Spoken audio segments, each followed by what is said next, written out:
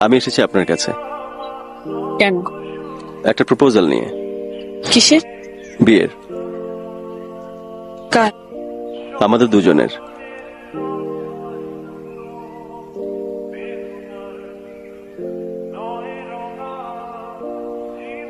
আর কিছু? আমার যোগ্যতা, আমি আপনাকে ভালোবাসি।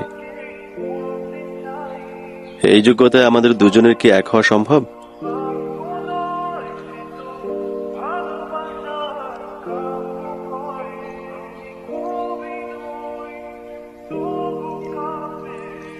শুনুন,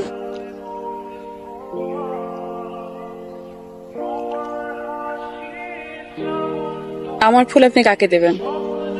আপনি নেবেন?